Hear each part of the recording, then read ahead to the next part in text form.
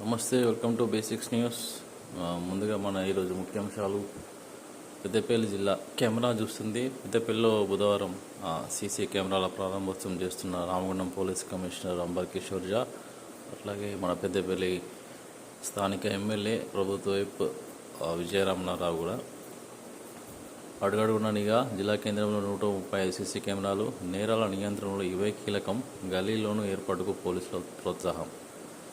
దాదాపు ఇప్పుడు ఎక్కడైనా చైన్ స్నాచింగ్ అయినా, బైక్ థెఫ్ట్ అయినా, ఇంకేమైనా గొడవ అయినా కూడా ఇటువంటి సీసీ కెమెరాల వల్ల ఈజీగా కేసు ఫైండ్ అవుట్ చేసి వాళ్ళకు తొందరగా మనం న్యాయం చేసే విధంగా ఉంటుందని చెప్పేసి పోలీస్ కమిషనర్ ఈ రకంగా వాళ్ళు ఎక్కడికక్కడ సీసీ కెమెరాలు ఏర్పాటు చేయాలని స్థానిక యువతకు, యూత్ వాళ్ళకు, మన కాలనీ సొసైటీ వాళ్ళకి అందరూ కూడా చెప్పడం జరుగుతుంది.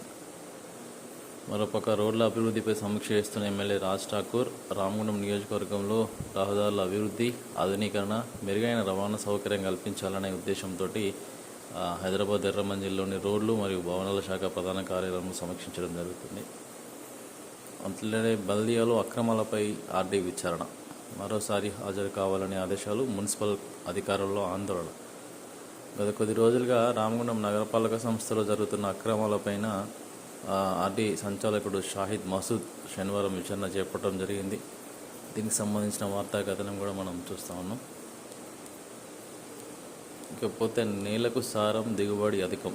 పచ్చి రొట్టెతో అనేక ప్రయోజనాలు. భూసారం పెరిగి దిగుబడికి దోహదం. రైతులకు అందుబాటులో జీలుగు విత్తనాలు ఉన్నాయి. 50% రాయితీతో ప్రభుత్వం అందిస్తుంది. ఈ జీలుగు విత్తనాలు వేయడం వల్ల ప్రభుత్వం మనకు ఎప్పటికప్పుడు మన భూమి, మన సారం మంచిగా ఉంటుంది అన్నట్టు. భూసారం పెరగడం కానీ, రసాయన ఎరువుల వినియోగం తగ్గించడం కానీ, పెట్టుబడి తగ్గట్టు దిగుబడి పెరుగుతుంది. జీవ వైవిధ్యాన్ని పరిరక్షించాలి. చెరువును పరిశీలిస్తున్న రేంజర్ ముత్తారం. జీవ వైద్య పరిరక్షణతో భావితరాలకు మెరుగైన ఆరోగ్యమైన పర్యావరణం అందుతుందని మంత్రి అటవీశాఖ రేంజర్ వినయ్ నాయక్ అన్నారు.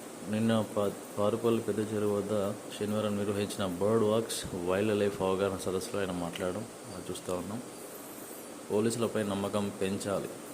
శ్రీలతను సన్మానిస్తున్న సిపి అంబర్ కిషోర్ గారు, కోర్టు కానిస్టేబుల్ను సన్మానిస్తున్న సిపి మరియు ఇతర అధికారులు. ఆకలి తీర్చేలా, హాజరు పెంచేలా.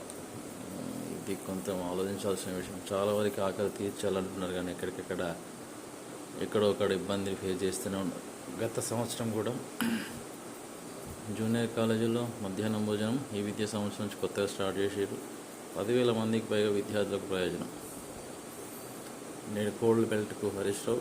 టీజీబీకేఎస్ నిర్వహించిన సింగరేణి పరిరక్షణ సదస్సుకు మాజీ మంత్రి హరీష్ రావు ఆదివారం కోల్డ్ బెల్ట్ ప్రాంతం అన్నట్టు ఇంటికి శ్రీమయి కన్వెన్షన్ హాల్లో నిర్వహించే సదస్సుకు హాజరవుతారని యూనియన్ గౌరవ అధ్యక్షులు కొప్పుల ఈశ్వర్, అధ్యక్షులు మిర్యాల రాజిరెడ్డి పెద్ద సంఖ్యలో యూనియన్ శ్రేణులు హాజరు కావాలని పేర్కొన్నారు. ఎక్కడ చూసినా ఇదే రోజు వాళ్ళ హడావిడి వాళ్ళకు. కానీ ఉద్యోగాలకు సంబంధించిన లేదు, ఇతర కార్యక్రమాలు మాట్లాడదామని లేదు. బావిలో దూకి వృద్ధురాలు ఆత్మహత్య. ఒక 80 సంవత్సరాల కాలంలో ఏం చేయాలో అర్థం కాదు. ఇది మహిళపై కార్యదర్శి లైంగిక వేధింపులంట.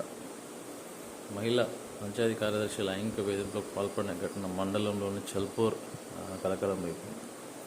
బాధిత మహిళ తెలిపిన వివరాలు.